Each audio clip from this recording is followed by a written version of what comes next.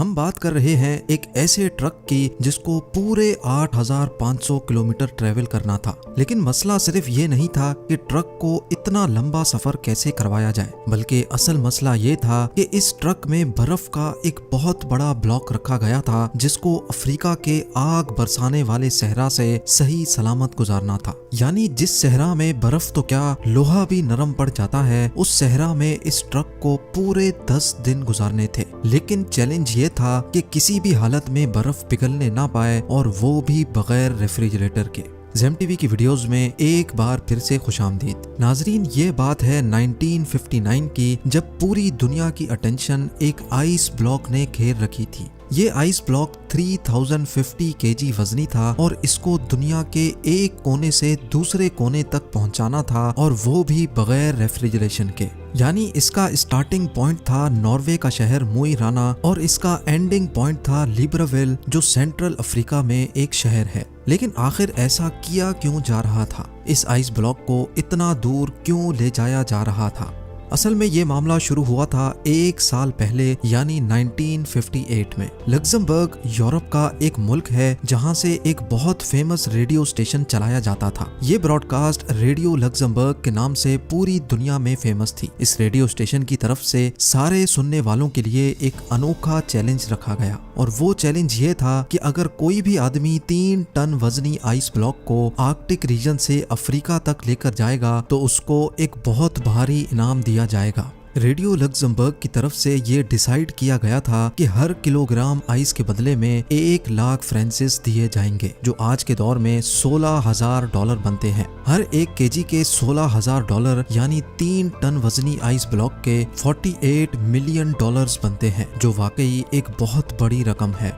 लेकिन इस चैलेंज के कुछ रूल्स भी थे। पहला रूल तो ये था कि ये आइस ब्लॉक 1 पीस में लेकर जाना है। दूसरा रूल था कि इसको सिर्फ बाय रोड ट्रांसपोर्ट किया जाएगा। तीसरा और सबसे मुश्किल रूल ये था कि चैलेंज को पूरा करने के लिए रेफ्रिजरेटर का इस्तेमाल नहीं किया जा सकता। रेडियो लग्जमबर्ग ने इतना भारी इनाम इसी वजह से रखा था क्योंकि उनको अच्छी तरह मालूम था कि इतना बड़ा आइस ब्लॉक आर्कटिक रीजन से अफ्रीका तक लाना किसी भी सूरत में मुमकिन नहीं है, क्योंकि ये कोई छोटा मोटा सफर नहीं, बल्कि ये सफर पूरे 8500 किलोमीटर लंबा है, जिसमें 2500 किलोमीटर अफ्रीका का वो सहरा है जहां टेम्परेचर 50 डिग्री सेंटीग्रेड होता है। यानी बर्फ जो फ्रीजर से निकलते ही मिनटों में पिघल जाती है, वो भला इस हफ्तों लंबे सफर में सही सलामत कैसे मंजिल तक पहुंच पाएगी। रेडियो लग्जमबर्ग ने ये चैलेंज तो दिया, लेकिन यही चैलेंज उनको किस मुश्किल में फंसा देगा इसका उनको अंदाजा भी नहीं था।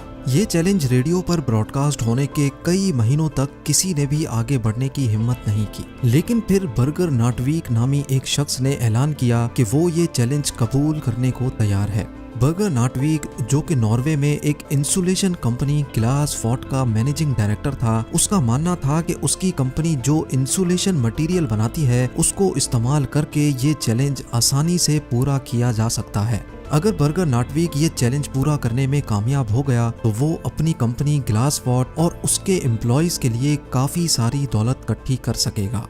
पूरी दुनिया में ये बात फैल चुकी थी कि एक शख्स ने रेडियो लग्जमबर्ग का आइस ब्लॉक चैलेंज कबूल कर लिया है। इस काम को अंजाम देने के लिए नाटवीक ने एक टीम बनाई और चैलेंज को पूरा करने के लिए काम शुरू कर दिया, जिसकी वजह से कई न्यूज़पेपर की हेडलाइंस में नाटवीक के चर्चे होने लगे।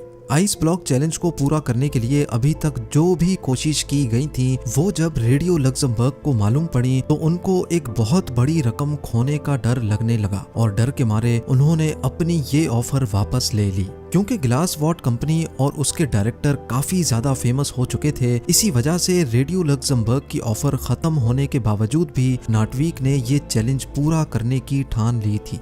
उनका मानना था कि अगर उनको पैसे ना भी मिले तब भी वो ये चैलेंज पूरा करेंगे, क्योंकि इसकी वजह से इनकी कंपनी की पब्लिसिटी में इजाफा होगा। ये चैलेंज अब स्टार्ट करने का वक्त आ चुका था। ये फैसला हो चुका था कि आइस ब्लॉक को नॉर्वे के शहर मोई राना से ऑल द वे अफ्रीका में गैबोन के शहर लिब्राविल तक भेजा जाएगा। आइस ब्लॉक को Denmark, Netherlands, Belgium, France, Spain और मोरक्को के बाद अल्जीरिया के सहरा से गुजारकर गैबोन तक लाया जाएगा। नेटवीक की टीम में एक इंजीनियर, 4 ड्राइवर्स, एक ट्रक मैकेनिक और 2 कैमरामैन भी शामिल थे। उन्होंने 3 टन वजनी आइस ब्लॉक को ग्लेशियर से काटने का फैसला किया, लेकिन इतना बड़ा आइस ब्लॉक एक ही साथ उठाना काफी मुश्किल था। इसीलिए 200 केजी के ब्लॉक्स को काट काट कर हेलीकॉप्टर के जरिए नीचे भेजा गया। नटविक और उनकी मेहनत को काफी ज्यादा मीडिया अटेंशन भी मिल रही थी और इसी वजह से कई कंपनीज ने नटविक के इस चैलेंज को पूरा करने के लिए उनको स्पॉन्सर करना शुरू कर दिया। शेल ने फ्यूल का जिम्मा उठाया और स्केनिया ने उनको ट्रक दिया जिसमें ये आइस ब्लॉक रखा जाना था। 200 केजी के ब्लॉक्स को ग्लेशियर से नीचे लाकर दोबारा से फ्रीज किया गया और 3050 केजी का एक सिंगल ब्लॉक बनाया गया। ये ब्लॉक एक खास कंटेनर में डालकर ट्रक में लोड किया गया, जिसकी साइडों पर एक खास ग्लास वूल से उसकी इंसुलेशन की गई। अच्छी तरह इंसुलेशन करने के बाद 22 फरवरी 1959 को आखिरकार ये अनोखा सफर शुरू हो गया। शुरुआत का सफर तो काफी ज्यादा आसान था क्योंकि इन इलाकों में मौसम भी काफी खुशगवार था और रोड्स भी ठीक ठाक थे। क्योंकि ये न्यूज़ पूरी दुनिया में फैल चुकी थी, इसी वजह से ये ट्रक और उसका क्रू जिस भी बड़े शहर से गुजरते थे, वहाँ के लोग उनका इस्तकबाल करते और नारे लगाकर उनका हौसला बढ़ाते थे। जैसे जैसे उनका सफर बढ़ता जा रहा था, उनकी पब्लिसिटी में मजीद इजाफा होता जा रहा था। जब ये ट्रक पेरिस से गुजर रहा था तो उनको वहाँ की पुलिस ने भीड़ वाले इलाकों से गुजारने के लिए खास प्रोटोकॉल भी दिया। यहाँ तक के पेरिस के मेयर ने क्रू की दावत भी की थी। इस सफर को एक हफ्ता गुजर चुका था। माँ से पहुँचने पर ट्रक को क्रेन की मदद से एक शिप पर रखा गया क्योंकि अब उनको समंदर का एक बहुत बड़ा हिस्सा पार करना था। समंदर के दूसरे हिस्से पहुँचने पर कंडीशंस बिल्कुल ही अलग हो चुकी थी। ट्रक अब अफ्रीका की जमीन पर आ चुका था जहां दिन के टाइम पर गर्मी इंतहाई शदीद थी। ना सिर्फ आइस ब्लॉक के पिघलने का खतरा था, बल्कि गर्म रेत पर सफर करने से ट्रक के इंजन को भी खतरा था और उनके साथ मौजूद क्रू की तबीयत बिगड़ने का भी खौफ मंडला रहा था। इन सारे खतरों के अलावा ट्रक को सिक्योरिटी थ्रेट भी था क्योंकि जिस सहरा से वो लोग गुजर रहे थे उस इलाके में जंग चल रही थी और फ्रीडम फाइटर्स के लोग पहाड़ों में ही छुपे होते थे। वो लोग अपनी बातें मनवाने के लिए ट्रक और उसके क्रू को होस्टेज भी बना सकते थे। इस खतरे से निपटने के लिए फ्रेंच फॉरेन लीजन ने ट्रक और उनके क्रू को सहरा के कुछ एरियाज में सिक्योरिटी दी और उनको खास इंस्ट्रक्शंस दी कि कम से कम स्टॉप लेकर उनको इस सहरा से गुजरना है। लेकिन क्योंकि इस सहरा में प्रॉपर रोड नहीं थे, इसी वजह से ट्रक बार बार रेत में फंस जाता था। उनको मंजिल तक पहुंचने की जितनी ज्यादा जल्दी थी, उतना ही ज्यादा उनके रास्ते में मुश्किलात आ रही थी। हर मर्तबा जब ट्रक फंस जाता था तो उसको रेत से निकालने में क्रू को घंटों लग जाते थे।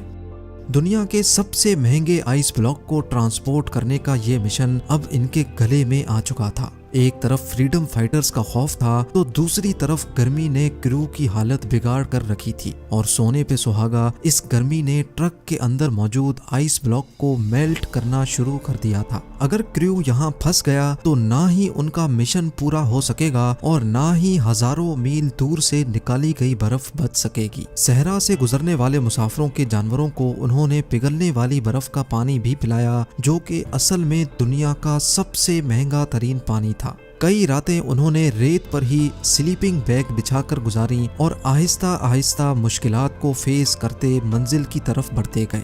आखिरकार वो इस सहरा को पीछे छोड़ने में कामयाब हो ही गए और अब उनकी मंजिल काफी ज्यादा करीब थी। पूरे 28 दिनों के सफर के बाद ट्रक, क्रू और बचा हुआ आइस ब्लॉक लिब्रेविल पहुंचने में कामयाब हो गया था। लिब्रेविल पहुंचने पर उनका भरपूर इस्तकबाल किया गया, लेकिन सबको सिर्फ एक बात जाननी थी कि 28 दिन के सफर और मुश्किल तरीन कंडीशन से गुजरने के बाद आखिर कंटेनर में कितनी बर्फ बची है। हैरत अंगेज तौर पे जब ट्रक का कंटेनर खोला गया तो उसके अंदर का मंजर देखकर यकीन करना मुश्किल था। जी हाँ, नॉर्वे से निकलते वक्त आइस ब्लॉक 3050 केजी का था, लेकिन पूरे 28 दिनों के मुश्किल तरीन सफर के बाद हैरत अंगेज तौर पे आइस ब्लॉक का वजन 2714 किलोग्राम था। सिर्फ 11% बर्फ यानी सिर्फ 336 किलोग्राम आइस रास्ते में पिघल चुकी थी और बाकी सारा आइस ब्लॉक वन पीस में मौजूद था।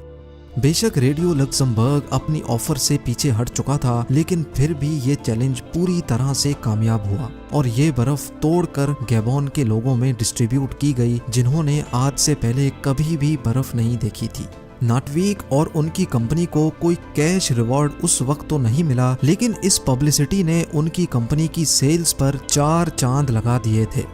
ग्लास वॉट आज भी ग्लावा के नाम से इंसुलेशन मटेरियल बनाती है और 1959 के बाद से इनकी पॉपुलैरिटी में मजीद इजाफा ही होता जा रहा है। उम्मीद है जेम टीवी की ये वीडियो भी आप लोग भरपूर लाइक और शेयर करेंगे। आप लोगों के प्यार भरे कमेंट्स का बेहद शुक्रिया। मिलते हैं अगली शानदार वीडियो में।